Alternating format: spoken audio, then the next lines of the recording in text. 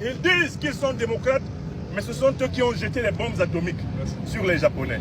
Ils disent qu'ils sont démocrates, ce sont eux qui ont détruit la Libye, organisé l'invasion du Sahel. Ils disent qu'ils sont démocrates, ce sont eux qui ont empêché la grande armée malienne de reconquérir Kidal en 2013, qui ont désarmé les forces spéciales maliennes pour que les terroristes s'installent à Kidal avant d'être chassés par les nobles Fama. Ils disent qu'ils sont démocrates et qu'ils respectent l'état de droit, mais quand moi, en tant qu'intellectuel et fils de l'Afrique, je défends sur la base de preuves et de vérités incontestables le continent africain, ils me privent de tout et en viennent maintenant jusqu'à voler mes biens. Mais je ne suis pas le premier à qui ils volent des biens. Ça fait 600 ans qu'ils volent en Afrique. Ils volent l'uranium, ils n'en ont pas dans leur sol. Ils volent l'or, ils n'en ont pas dans leur sol. Ils volent le cuivre, le manganèse, le cobalt, le lithium, ils n'en ont pas dans leur sol. L'Europe est un continent pauvre dirigé par de grands voleurs internationaux. L'Occident est la partie la plus pauvre de la Terre en ressources naturelles et humaines. Ils ne représentent même pas 25% de la population de la Terre, mais ce sont eux qui emmerdent la Terre tout entière en voulant imposer une civilisation frelatée où on ne distingue plus l'homme et la femme.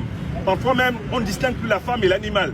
Une civilisation frelatée qui proclame le respect des valeurs humaines et qui partout organise des guerres, qui finance des groupes terroristes, qui crée Al-Qaïda en 1980 pour combattre les soviétiques en Afghanistan et qui crée l'État islamique dans les années 2000. Ça, c'est le président Donald Trump qui l'a dit.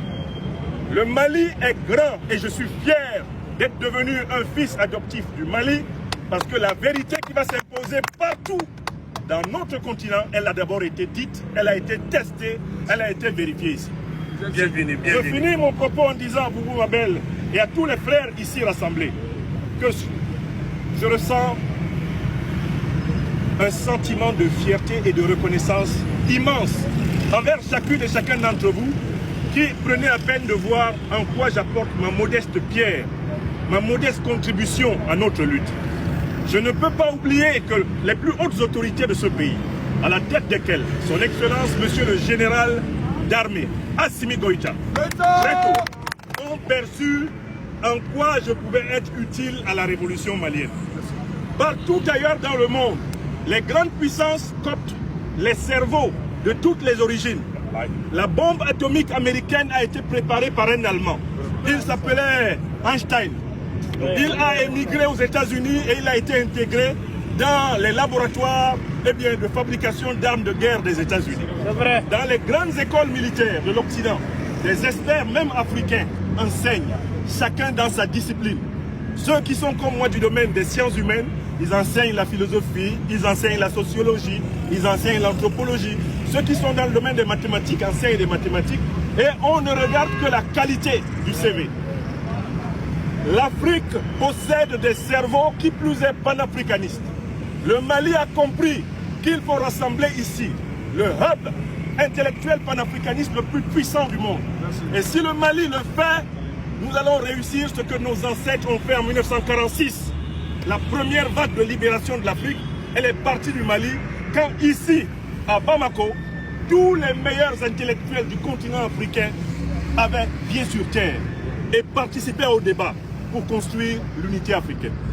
Dans la constitution du Mali, il est toujours dit que ce pays, et c'est l'un des rares à l'avoir écrit, est prêt à céder tout ou partie de sa souveraineté pour l'unité africaine.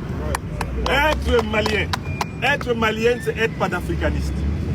Pourquoi? Parce que cette civilisation fait la synthèse de toutes les civilisations de notre continent et les Maliens ont conservé le lien aux ancêtres que beaucoup d'Africains ont perdu. Je remercie donc du fond du cœur le président Assimi Goïta et ses compagnons pour la reconnaissance qu'ils me font en me permettant de contribuer à mon modeste niveau à éclairer la lumière des futurs grands officiers du Mali et peut-être demain encore de l'AES. Je remercie les mouvements de la société civile ici rassemblés.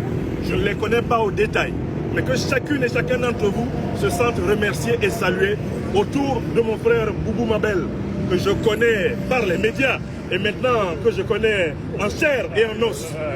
Je remercie toutes les Maliennes et les Maliens, toutes les Africaines et les Africains qui nous accompagnent pour soutenir les dirigeants de l'Alliance des États du Sahel dans une lutte qui est une lutte à vie et à mort pour l'Afrique. Enfin, je veux dire un mot sur M. Macron. Le président de la République française actuelle, Emmanuel Macron, est le pire dirigeant de la 5e République française. Pour 3 raisons. Premièrement, il est immature psychologiquement. Et c'est pour cela qu'il se fait souvent gifler. Et pas seulement par des gens qui ne sont pas de sa famille. Nous avons vu plusieurs images dans lesquelles il est brutalisé comme on brutalise un garnement, pas seulement par des citoyens lambda, mais par ses propres proches. Ça, c'est le premier point. Donc, sur ce premier point, on doit dire à M. Macron, malheur à la cité dont le prince est un enfant. Deuxième point important, ce monsieur n'est pas arrivé à la tête de la République française par hasard. C'est la volonté aussi de nos ancêtres angélisés et de Dieu Tout-Puissant. Qu'un tel immature arrive à la tête de la République française. Parce que grâce à lui, toute la nudité du néocolonialisme, de la barbarie, de la duplicité, de la félonie, du cynisme, tout le maloya de la France-Afrique, tout ça maintenant on connaît. Les vendeurs de déguets du marché connaissent Macron comme étant le représentant de la méchanceté néocolonialiste.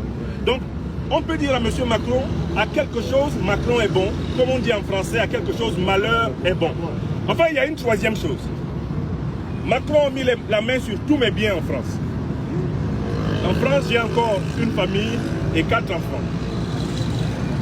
À partir du moment où il m'empêche de jouir de mes biens, il veut que ma femme et mes enfants crèvent de faim, de soif et même qu'on se retrouve à la rue. Mais je voudrais dire à M. Macron, en tant qu'Africain, je suis infiniment plus riche que vous. L'or que vous avez à la Banque de France, il vient du pillage de l'Afrique, mais l'Afrique a encore beaucoup d'or. Les immeubles que vous avez construits avec des pierres qu'on ne trouve pas dans la terre de France, c'est avec les terres de mon continent que vous les avez construites. Vous pouvez, si vous en avez la puissance, arracher tout ce que vous voulez à l'Africain de France que j'ai été. Mais vous ne pourrez jamais m'arracher ceci. J'appartiens au continent le plus riche de l'humanité et quoi que je perde, je gagnerai au centuple, si ce n'est dans cette vie, dans celle de l'au-delà, puisque l'éternel est toujours juste. Je ne me bats pas pour des biens matériels. Je me bats pour que nous soyons tous respectés comme des êtres humains sur toute la terre. En tant que panafricaniste, je n'ai pas peur de M. Macron.